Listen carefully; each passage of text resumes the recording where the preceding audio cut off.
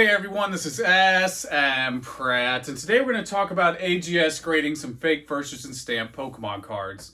This is going to be a topic within a topic. We're going to talk about fake stamps, how third-party grading should treat accidentally grading a fake stamp card, and then we're going to talk about the value of AI grading. What is it really doing right now for you as a consumer? So in case you missed it, AGS, one of the newer grading companies, I feel like there's so many of them these days, it's hard to keep track of, ended up grading a handful of fake versus stamp Pokemon cards. So they were real shadowless cards with fake versus and stamps added. That's par for the course. We've seen this over the years. What was interesting about this one is about 7 or 8 months ago, someone posted this seller on E4 and said, hey guys, watch out for this guy. They're a little bit sus. They do rewrap boxes. So I happened to look through their items. I'm like, hang on. These stamps are not right. These first edition base stamps, I've looked at over 10, way too many first edition base cards, and instantly I'm like, the alignment's not correct, the ink is not correct, and this is all just from a digital image. So fast forward 7 months later, AGS ended up grading some of those exact cards that I stated were incorrect stamps back then. And to give them the benefit of the doubt, these stamps actually are harder, I think, for newer collectors to identify, but keep in mind, I saw them from a digital image on eBay and noticed right away that they were off.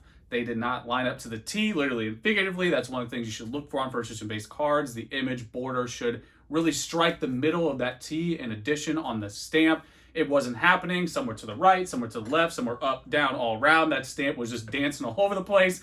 So it was just not correct. And therefore, what happened 7 months later is AGS ended up grading them. Some people ended up buying them, and a couple people cracked them to send up to Daddy PSA for maximum value and stonkage. And you can just wipe them off. Those stamps are way too eco-friendly. If your stamp can wipe off just manually, if you can manually just wipe that stamp off with your finger or a bit of water, it's not the real deal. That's a fake one. So that's what happened. You had real shadowless cards with a fake stamp added to them. It's nothing new. Naturally, shadowless with first edition stamp is like the top. That's first edition base. And people need to put some respect on the name, because at the end of the day, you're just ruining shadowless cards, which are good in their own right. But that is something that has happened for over a decade now. What is interesting about this batch, which I think came from the same origin, is, again, they are a little more difficult for new collectors. For new collectors, it's tough because the cards are real, but the stamps aren't. And for someone who hasn't, spent years in the grandma house staring at first edition base cards for over a decade, it's going to be tough to distinguish. However, we're going to take a little sip, get into the tea here. Why I chose to talk about AGS, maybe some of these went through other grading companies. Why AGS is going to be the subject here is because they can't stop talking about AI grading. AI grading right now is very newborn, or at least the constant marketing of it has really just blown up, and it still is here. It hasn't gone down with the rest of the set card prices. It's still always in my inbox. Every week or so I get a message from someone who's like, hey, smpratte, we just love your content, and we'd absolutely adore if you'd be an ambassador for us. And we have this new crypto-infused blockchain NFT vertical integration AI grading company that we just love for you to endorse on your channel. Thanks.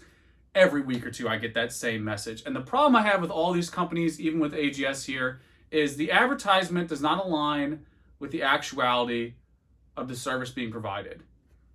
The AI in this case couldn't identify the difference between the alignment. The AI could not identify the difference in the ink. However, the AI is constantly being advertised all over the place.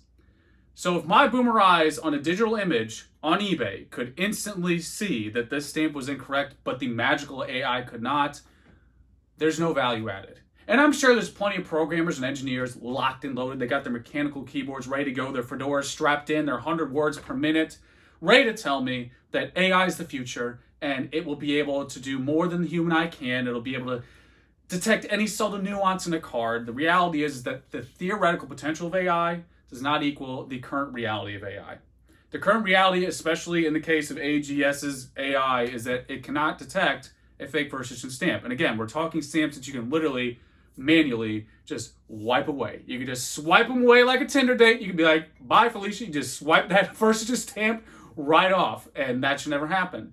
AI should be noticing that, especially the alignment. Like, we'll pause on the texture or the ink, which that still should be a thing, the clarity, but the alignment is such an easy one. because first edition base in particular has a very, very, very consistent alignment. In fact, when you go through the WotC era, you really understand how the stamp is supposed to dance. The Neo Destiny era, it's more to the left. First edition base, it's more centered. Again, striking that T in addition. That's something that should be easily detectable. That should be easily discernible. And again, it just really puts into question what the value is added right now for a consumer. Now, if this happened with other companies, whatever 3-letter company is happening now, I can't keep up. Whatever it is, Daddy PSA all the way down to the new, basement garage company that's happening. They'll probably just sent me a message while we're recording. Whoever it is, you got to just get in front of it, rectify the mistake, and try to do whatever it is to just get rid of those cards, get them out of your system, pay back the people the damages or whatever it was. It's a tough one though, because I think a lot of people are going to be pointing fingers at buyers and sellers. And in my opinion, as I mentioned earlier, this is definitely going to fool some new collectors. I think there is an argument for innocence here. If you're someone who is buying a graded and authenticated card, you're already paying for that service. So if I'm a brand new buyer, if I'm Annan 101, entering the market, and I'm just like fresh, I might got chips of egg on me like a Togepi, and I don't really know what's going on yet.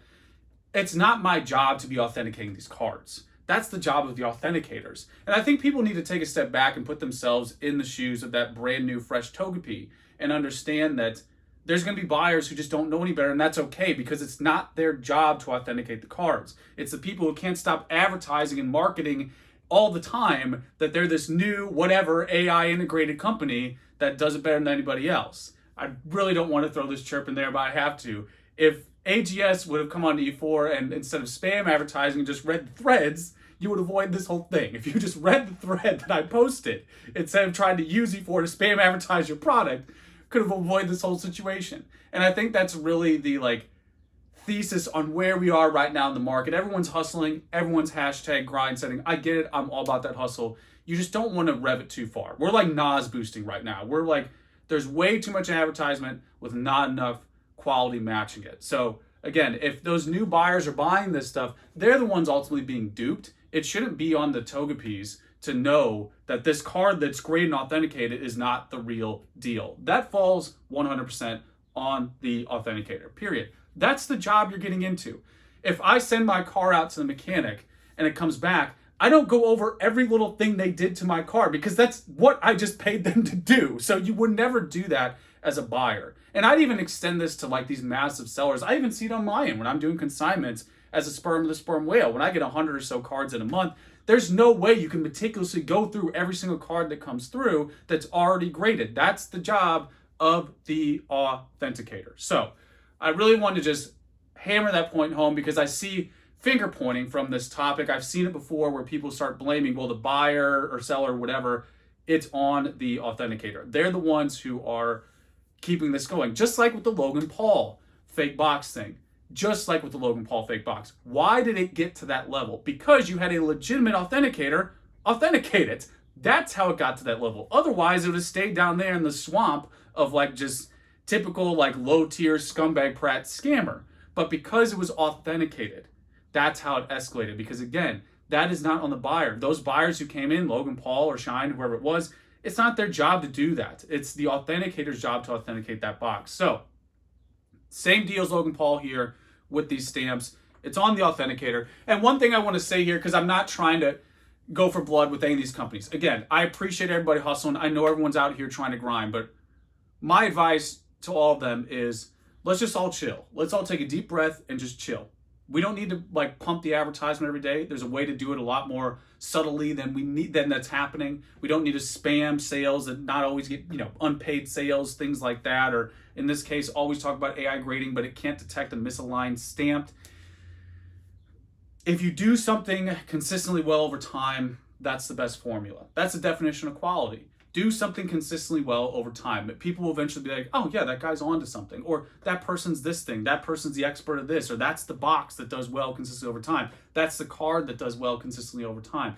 That's what we're all looking for. That's what quality means. Quality is not always explaining to us how the new thing you're doing that everybody and their dog is doing is somehow better than Daddy PSA, but it can't detect a fake stamp. So That's the current situation. That's what just happened. And again, I'm just trying to, as usual, be as candid as possible and not trying to go too hard. In this case, AGS, I did see that they tried to come out ahead and rectify it, which is what you want to do. You know, if you're in this situation, that's what you want to do. My only gripe here is not even just them, but people who talk about AI as if it's like going to solve the world's problems. It has yet to do that. You know, the theoretical potential of AI is different from the current state of AI. I don't deny the expertise of all the programmers and their mechanical keyboards. I don't deny what it can do. It's just not doing that yet. So let's not put the cart in front of the horse.